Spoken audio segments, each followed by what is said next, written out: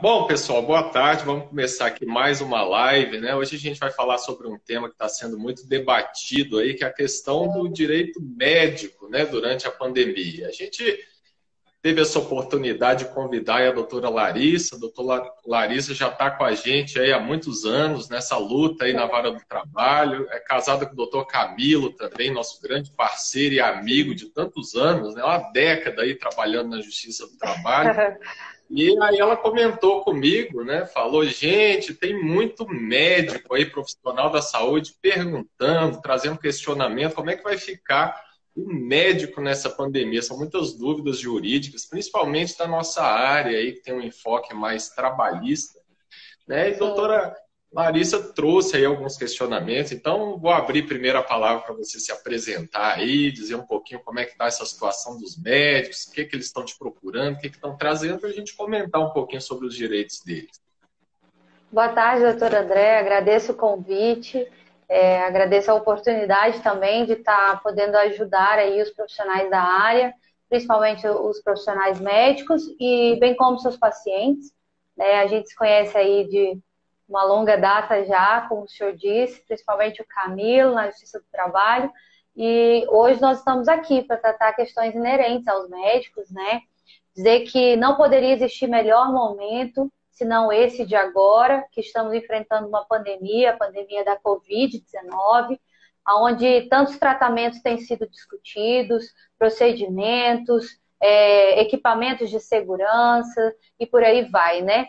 Tanta insegurança jurídica isso tem gerado ao nosso médico no tratamento desses pacientes e também resguardados no âmbito do seu trabalho, no hospital, nas clínicas, e também com relação à implementação de telemedicina, isso tudo a gente vai abordar aqui hoje. E eu já queria começar a tratar de um assunto que nos foi tão bem apresentado aqui pelos médicos, por amigos, e uma dúvida frequente, né? Com relação à telemedicina, que eu vejo com bons olhos, acredito que é uma oportunidade da medicina entrar para o mundo virtual, encarar essa dinâmica do mundo digital, contrato com o paciente, também a facilidade do acesso à informação pelos pacientes e do médico também está trazendo essa informação. E aí o questionamento que nos surgiu aqui foi: como é que fica a questão do teleatendimento desses médicos? Qual que é o limite? Foi liberado? Como é que vai funcionar isso, doutor André? É interessante essa pergunta porque se difundiu essa história, a partir de agora pode o teleatendimento, mas sempre tem aquela limitação, até onde eu posso ir, né? Porque até então não podia, né? O teleatendimento era uma questão muito limitada pelos médicos, e aí com o surgimento da pandemia foi editada uma portaria. Eu até anotei aqui, a primeira portaria foi dia 19 de março, né? Na verdade, um ofício do Ministério da Saúde, o número dele é 1756 de 2020. A partir dali surgiu a possibilidade de se fazer o teleatendimento e tal, mas girou entre os médicos uma dúvida muito grande da limitação disso, né? Até onde eu posso fazer uma cirurgia à distância? Posso fazer um atendimento clínico? Pode fazer. Então, o que exatamente pode, né? E aí, quando foi no dia 25 de março, o Ministério da Saúde expediu uma portaria 467, e aí ele definiu com uma clareza maior o que pode e o que não pode em relação a esse teleatendimento, né? E a primeira questão que vale ressaltar é a história da abrangência, né? O que pode ser feito por teleatendimento. E aí a gente tem, em primeiro lugar, o atendimento pré-clínico, que é autorizado, o suporte assistencial, a consulta e o monitoramento e o diagnóstico. Então, dá para fazer todo aquele atendimento prévio, que não necessariamente vai se valer ali de equipamentos, contato físico e tudo, dá para fazer. Ele pode, inclusive, emitir receita médica, atestado médico, tudo à distância, né? Então, isso é muito vantajoso, tanto para o profissional quanto para a população em geral, que vai ter o afastamento aí da pandemia. E tem que ter algumas cautelas, né? Algumas cautelas, por exemplo, do sigilo profissional, né? Isso aí é muito importante, porque hoje a gente tem muitos meios aí de comunicação, a gente tem videochamada pública, igual a gente está fazendo aqui, e o médico tem que ter toda aquela cautela, porque é uma responsabilidade dele. Se eventualmente ele não se precaver disso, começa a atender um paciente numa live aí ao vivo e todo mundo olhando, ele não presta atenção nisso, ele pode ter uma dor de cabeça. No judiciário mesmo a gente tem visto, tá? O povo tem feito muita piada por aí, porque a gente vê juiz, desembargador, aí aparece lá no meio da sessão sem camisa, camisa gola polo, aquela coisa, aí todo mundo faz piada, aquela coisa toda. E é muito sério isso para o âmbito da medicina, né? Tem que ter toda essa cautela. Tem algumas recomendações também, que é interessante a gente colocar aqui, que é ele pedir ao paciente para assinar um termo de consentimento de que vai ser feito daquela forma, para não ficar depois aquela coisa de que foi imposto o atendimento por telemedicina. Manda alguma coisinha ali para ele por WhatsApp, por e-mail, pede para ele devolver, dando um consentimento, pelo menos uma resposta de e-mail, né, dizendo eu concordo com o teleatendimento, né? E se for viável ao médico, também gravar essa consulta justamente para se prevenir. Então, está aberta a possibilidade e é importante ter essa cautela aí do médico para não ter nenhuma dor de cabeça depois. Exatamente. Outro grande questionamento que nos foi passado aí, e aí também a mídia tem noticiado e que tem causado assim alvoroço, né, no meio dos profissionais da saúde, é quanto à importância do IPI, né? E se ele é obrigado a fazer esses atendimentos quando tem o IPI ou quando não tem o IPI. Como é que fica essa questão, doutor André? Em primeiro lugar, o EPI, né? Muita gente, o que é EPI, né? O equipamento de proteção individual. É justamente aquele que te protege de forma eficaz a não contrair a doença. Então, hoje, basicamente, dentro de hospital, principalmente, a gente tem máscaras de qualidade. No começo da pandemia ficou aquele problema, né? Não tem a máscara N95, aquela coisa toda, não tem luva, não tem o equipamento adequado. E aí vem aquele grande problema que é, de um lado, a responsabilidade do médico de não poder abandonar seu paciente. Existe previsão não só no Código de Ética Médica que fala, principalmente numa emergência, né? Teu paciente está ali sofrendo, prestes a ter um problema mais sério, pode vir a óbito e você vai simplesmente deixar de atendê-lo, principalmente num plantão. E do outro lado tem um médico que não tem o equipamento adequado e que pode vir a contrair o coronavírus. E diante de todo esse dilema, se a gente for analisar o que prevê tanto o Código de Ética quanto a lei a respeito do assunto, é que o médico ele pode sim se abster de atender o paciente, mas ele não pode fazer isso de qualquer forma. Para ele ter a segurança de que não vai ser penalizado, que não vai responder, inclusive, criminalmente, que existe previsão no Código Penal disso, de que deixar o paciente de lado ali é crime, né? Tem que tomar as cautelas, mas para ele fazer isso, é importante que ele se resguarde. Se ele tiver tempo hábil, ele com antecedência já vai comunicar o órgão a que ele está, o ente a que ele está vinculado, o hospital, né? Então ele vai até a diretoria, o conselho do hospital, apresenta-lhe os argumentos dele, sempre por escrito, para não ficar o dito pelo não dito, né? Sempre pensando, se lá para frente tiver um processo judicial, como eu provo isso, né? Então é importante ele ter essa cautela, fazer essa comunicação, olha, se não tiver equipamento, eu não tenho condições de trabalhar, ponto. Não deu certo, encaminha também ao Conselho Regional, Conselho Federal de Medicina, sempre se resguardando ali e solicitando que tomem providências, né? Então, dá para ele dizer, não vou atender porque não tenho proteção adequada em relação ao Covid? Dá, mas tendo as devidas cautelas. E aí dá para chegar ao extremo, né? O que pode acontecer com um médico que for forçado a fazer isso? A gente tem uma série de medidas trabalhistas aí que podem ser adotadas. A gente tem várias categorias de médicos, né? Tem um médico, pessoa jurídica individual que atende dentro do hospital, tem um médico empregado, mas pensando mais naquele empregado, que é o que às vezes se sente ali preso naquela situação, ele pode tomar algumas alternativas. Se ele comunicou todo mundo, ninguém fez isso, e ele foi penalizado com uma falta, com desconto salarial, é possível ir à delegacia do trabalho, reclamar disso para tentar resolver.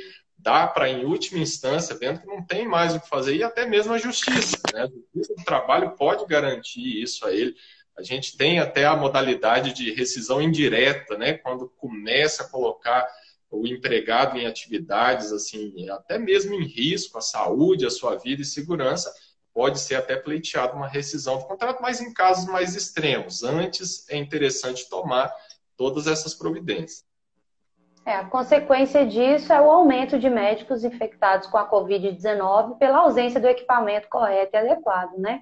O que nós temos visto é o lado prejudicial do médico, mas também tem a questão da responsabilidade civil e penal, como o senhor bem disse, né? A importância, então, aí da gente ter o equipamento e dos médicos seguirem essas orientações, né?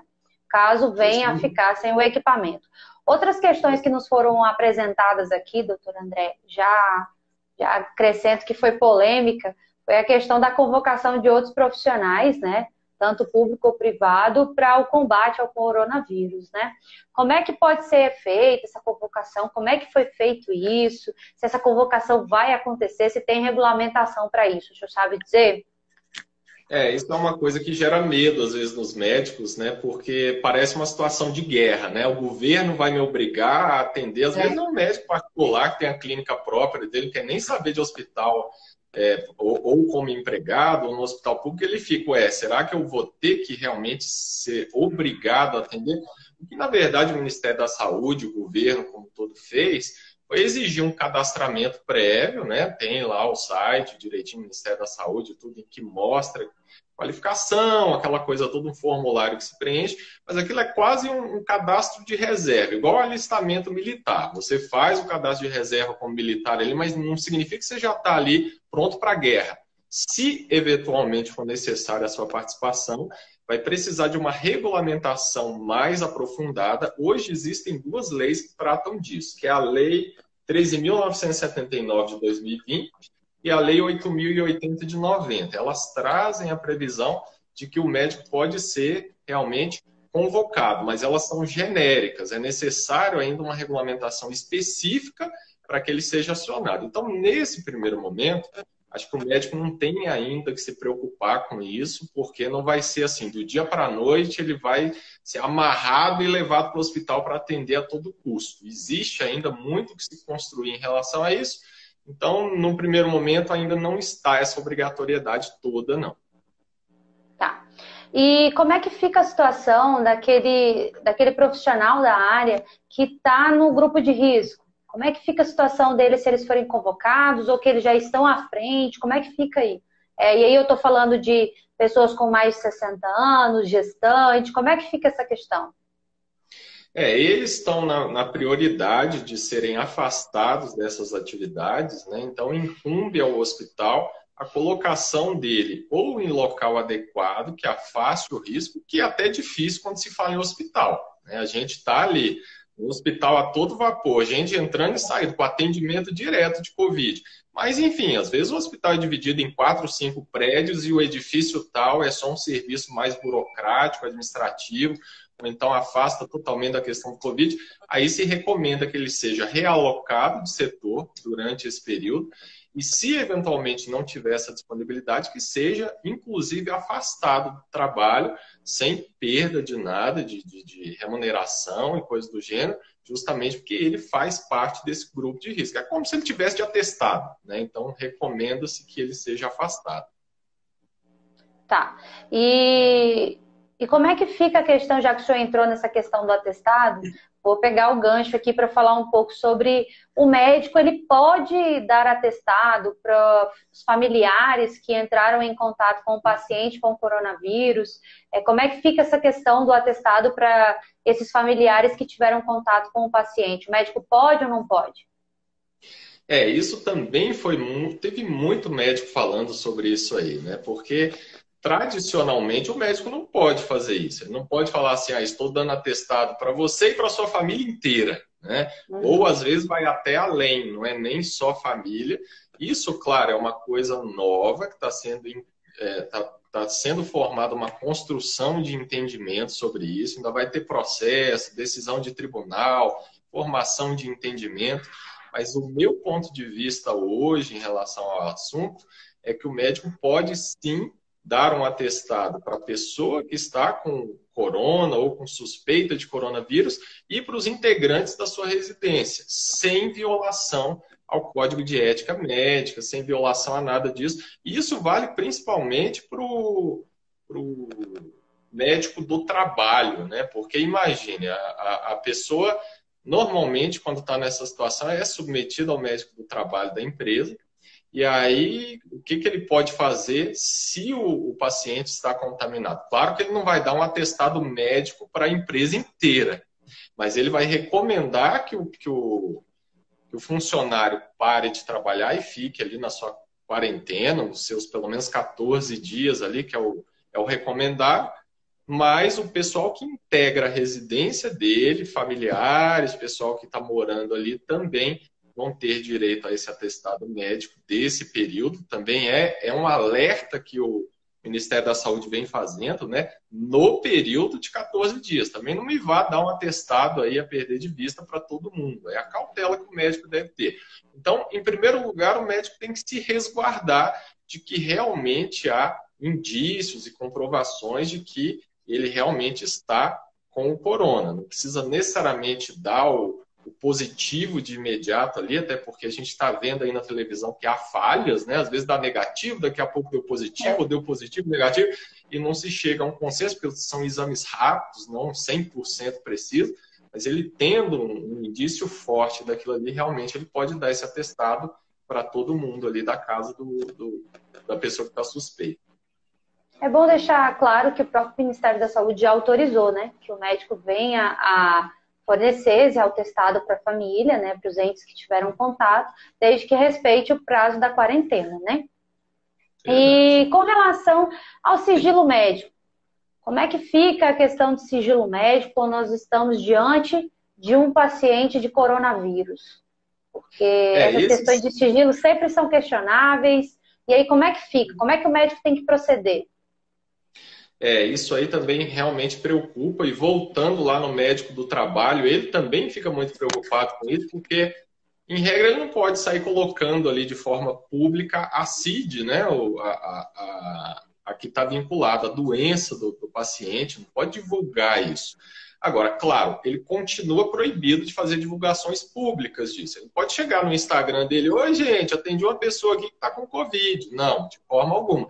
Mas as autoridades competentes ou até as pessoas responsáveis por resguardar aquilo ali de forma a não disseminar a doença, ele realmente aí se inverte a situação, esquece aquilo que o Código de Ética veda expressamente, e aí sim, ele vai avisar as autoridades, ele vai avisar, de repente, se for o médico do trabalho, até o próprio empregador, falando: ó, a gente apurou aqui que esse seu funcionário ele está com coronavírus, vai falar só para o dono, diretor, responsável da empresa, sem disseminar de forma generalizada, mas é importante que ele fale isso, porque aqui a gente tem um choque de direitos. De um lado, tem o sigilo, de outro, você tem a saúde pública. Então, para evitar um colapso e a disseminação do vírus, às vezes a pessoa é até irresponsável, não está muito preocupada com isso. Não, vou trabalhar, estou com corona, não estou nem aí, né? Então, é uma cautela importante. Então,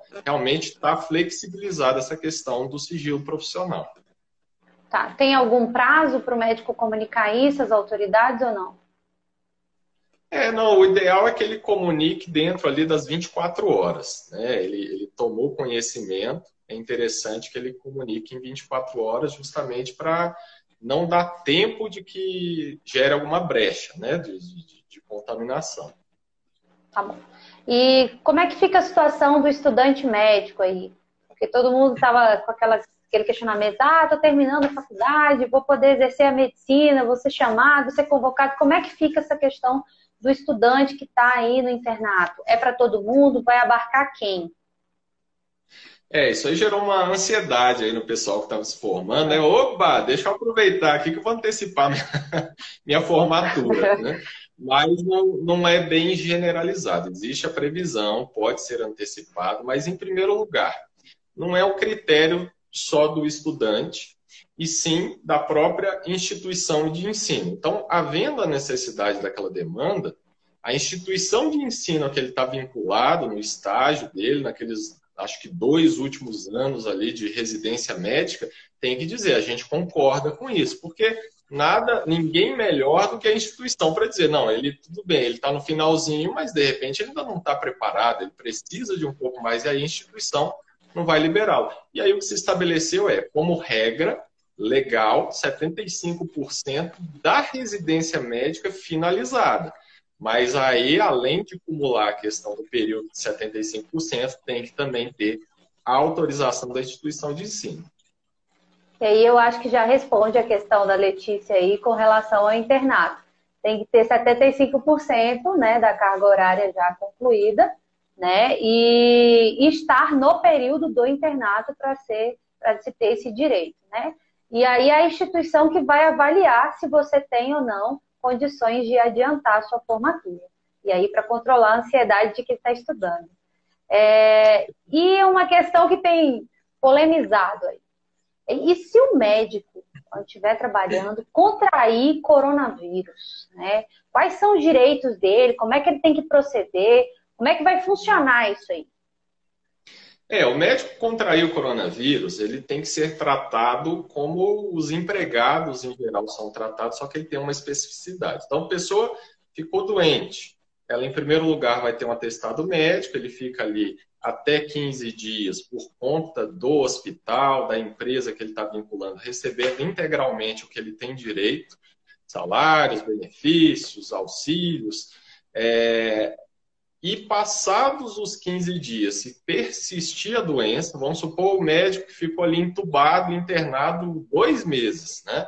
Passou os 15 dias, ele vai ser encaminhado ao INSS, e aí o empregador dele, normalmente o hospital a que ele está vinculado, vai ter que emitir a CAT. Mas a CAT é comunicado de acidente de trabalho. E aí, vem outra polêmica, né? Coronavírus é acidente de trabalho?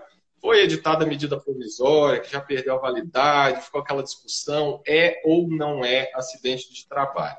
E o que a gente tem sido mantido de entendimento nos tribunais é que, para que o coronavírus seja caracterizado, não acidente, uma doença ocupacional, que tem a mesma característica do acidente de trabalho, é que tenha alguma prova mais consistente de que efetivamente foi contraída no desempenho das atividades. Então, a pessoa trabalha no restaurante, mas trabalha 4 horas por dia, o resto do dia vai passear com o filho, anda pelo shopping, vai à noite para a faculdade, volta e está tendo toda uma atividade normal.